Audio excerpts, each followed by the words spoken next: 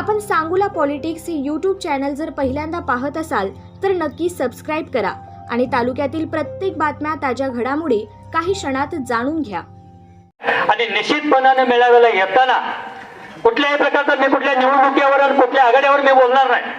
आपण इथं बसलो एवढ्यासाठी की आपण शेतकरी मेळावा आपल्याला यशस्वी करायचा आहे। शेतकरी मेळावा यशस्वी करण्यासाठी आपण तन मन धनानं आपल्या गावातले सगळे कार्यकर्ते घेऊन मोठ्या संख्येने आपण या ठिकाणी मेळावा यशस्वी करूया, एवढंच या ठिकाणी आपण ठरवूया। आणि दुसरी गोष्ट महत्वाची सूचना सांगतो, आपले सर्व कार्यकर्ते इथं बसलेले सगळ्या जाती धर्मातले कार्यकर्ते आहेत। आपण कोण हिंदू आहे, कोण मुस्लिम आहे, कोण धनगर आहे, कोण मराठा आहे, कोण माळे आहे, कोण साडे 12 बलुतेदार 18 बलुतेदाराची आपला विचारधारा घेऊन ही सांगोला तालुका आबासाहेबांनी या ठिकाणी गेल्या 50-60 वर्षामध्ये जोपासलेला आहे।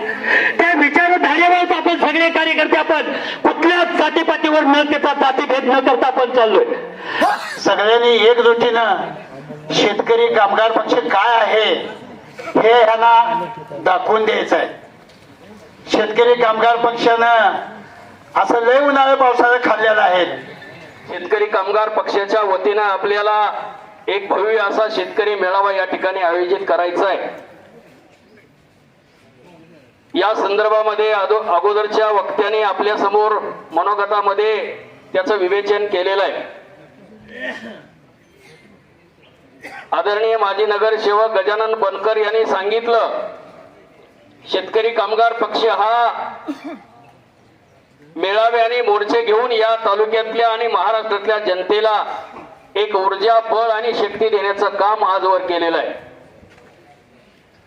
स्वर्गीय आबासाहेब असतील, स्वर्गीय जगन्नाथ तात्या लिगाडे असतील, वसंतराव पाटील असतील, रामभाऊ काका असतील, जगन्नाथ कोळेकर असतील किंवा अन्य ज्या सुरुवातीच्या काळामधल्या सगळ्या कार्यकर्त्यांनी हा शेतकरी कामगार पक्ष हातावरती चटणी भाकरी घेऊन वाड्या वस्त्या फिरून हा शेतकरी कामगार पक्ष उभा केलेला आहे।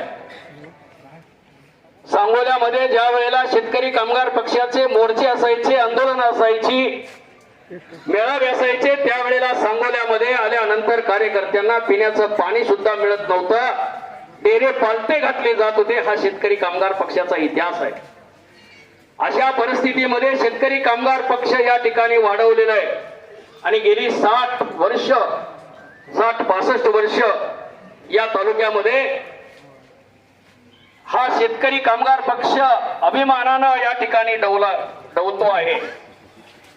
आज या ठिकाणी नगरपालिकेचा उल्लेख झाला, त्याच्या आपल्याला खोलात जायचं नाही। येणाऱ्या जिल्हा परिषद आणि पंचायत समितीच्या आणि पुढे काही दिवसानंतर ग्रामपंचायतीच्या निवडणुका आहेत। या निवडणुका डोळ्यासमोर ठेवून हा शेतकरी मेळावा या ठिकाणी आपल्याला आयोजित करायचा आहे।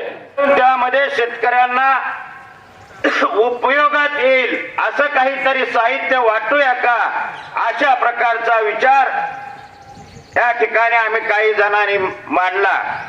आणि करत असतानाच आपण काय करावं किंवा यामध्ये आणखी काय बदल करावा का, किंवा कोणाच्या मनामध्ये काय या ठिकाणी नवीन संकल्पना आहे का, हे सगळं विचारण्यासाठी ही बैठक या ठिकाणी आयोजित केलेली आहे। सांगोला तालुक्याचे भाग्यविधाते आदरणीय डॉक्टर बाबासाहेब देशमुख आमदार यांचा वाढदिवस, ह्या तिन्ही गोष्टीचं औचित्य साधून आज न भूतो न भविष्यतो झाले बहु होतील बहु परंतु या समाहा असा मेळावा कधी पाठीमागे बी झाला नाही आणि पुढे होणार नाही। असा जबरदस्त आपल्याला मेळावा आपल्याला घ्यायचा आहे। आणि निश्चितपणाने मेळाव्याला येताना कुठल्याही प्रकारचा मी कुठल्या निवडणुकीवर आणि कुठल्या आघाड्यावर मी बोलणार नाही। आपण इथं बसलो एवढ्यासाठी की आपण शेतकरी मेळावा आपल्याला यशस्वी करायचा आहे। शेतकरी मेळावा यशस्वी करण्यासाठी आपण तन मन धनानं आपल्या गावातले सगळे कार्यकर्ते घेऊन मोठ्या संख्येने आपण या ठिकाणी मेळावा यशस्वी करूया, एवढंच या ठिकाणी आपण ठरवूया। आणि आपण सांगोला पॉलिटिक्स हे यूट्यूब चॅनल जर पहिल्यांदा पाहत असाल तर नक्की सबस्क्राइब करा आणि तालुक्यातील प्रत्येक बातम्या ताज्या घडामोडी काही क्षणात जाणून घ्या।